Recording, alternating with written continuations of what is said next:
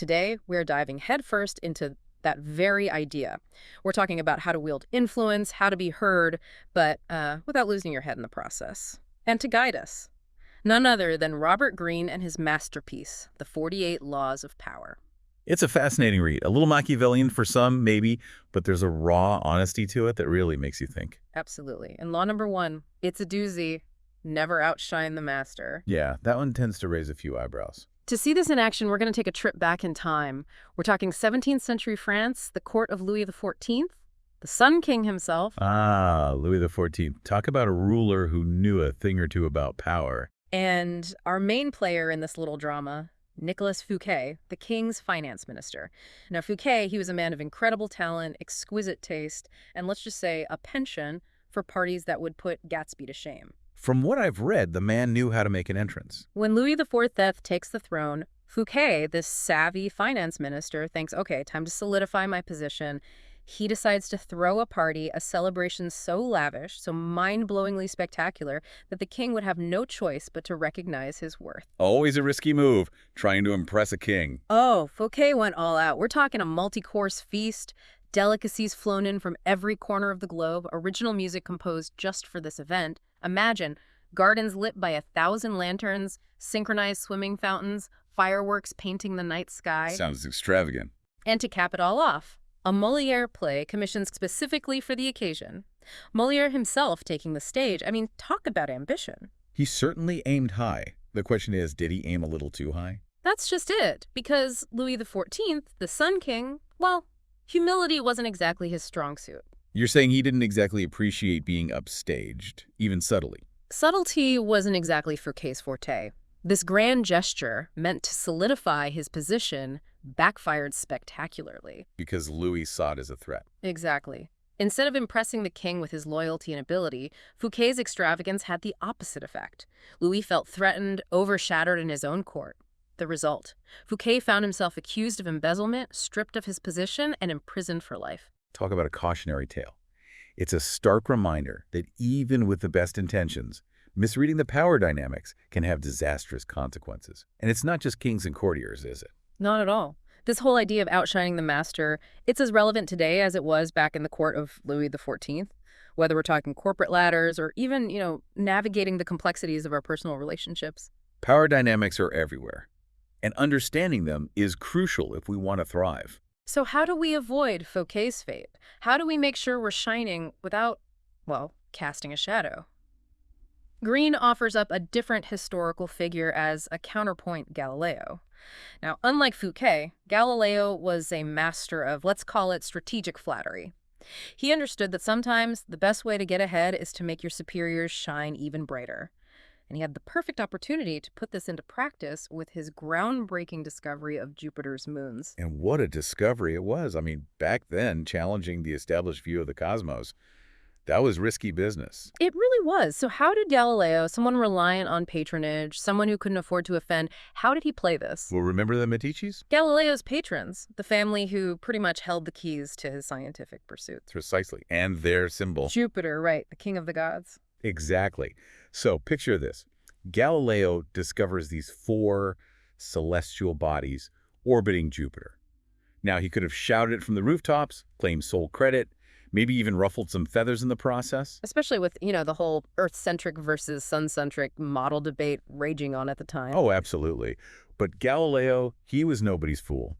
Instead of going at it alone, he framed his discovery as a tribute to the Medicis. Okay, now that's some next-level strategy right there. He even named the moons after the 4 Medici brothers. The Medicean stars, he called them. Can you imagine the impact? Talk about a power move. He basically aligned this major scientific discovery with the Medici family's own celestial branding. It was brilliant. Yeah. And the Medicis, they were over the moon. Pun intended. Maybe. But seriously, they were thrilled.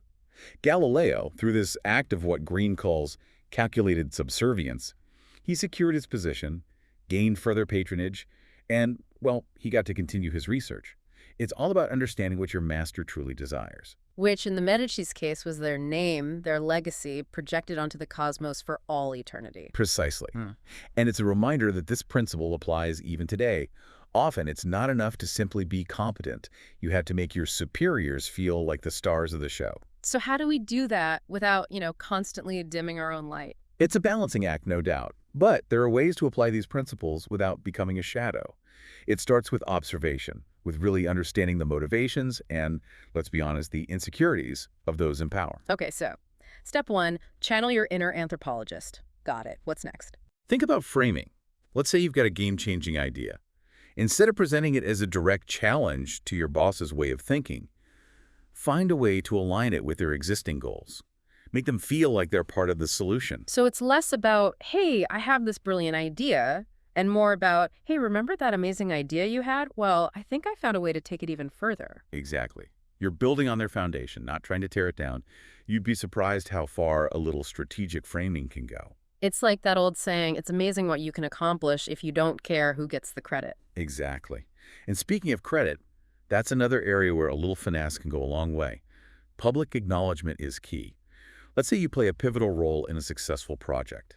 Instead of claiming the spotlight, find an opportunity to praise your boss's leadership, their initial vision. So it's about sharing the credit, but strategically, in a way that elevates them in the process. Precisely. It's not about being fake. It's about understanding that sometimes the smartest move is to step back and let your superior shine.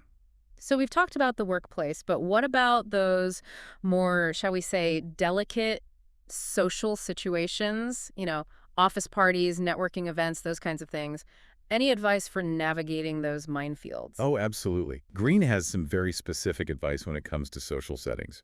He cautions against, for instance, being overly generous or even cracking too many jokes. Because you don't want to accidentally upstage the person you're trying to impress. Exactly. It's about reading the room, understanding the dynamics at play. Remember, the goal is to enhance their image, not overshadow it.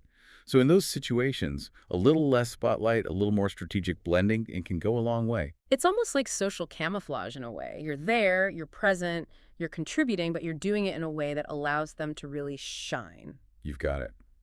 But, and this is crucial, adapting to power dynamics, playing this strategic game, it should never come at the expense of your own integrity or your own sense of self-worth. That's such an important point. It's not about becoming invisible or making yourself smaller. It's about being strategic, knowing when to hold back, when to let your light shine through, and when perhaps it's time to move on to a situation where you can truly thrive. And that's a really important point to bring home. There will be situations, there will be people where no amount of strategic maneuvering, no amount of careful framing will be enough to protect you from a truly insecure superior. You're talking about the Cesar Borgia types that Greene talks about. Precisely. Those individuals who see any sign of talent or competence as a direct threat. In those cases, sometimes the healthiest and, dare I say, the smartest move is to create some distance, maybe even explore new horizons. Because sometimes the best way to shine is to find a new constellation to shine in. Well said. This has been a fascinating deep dive.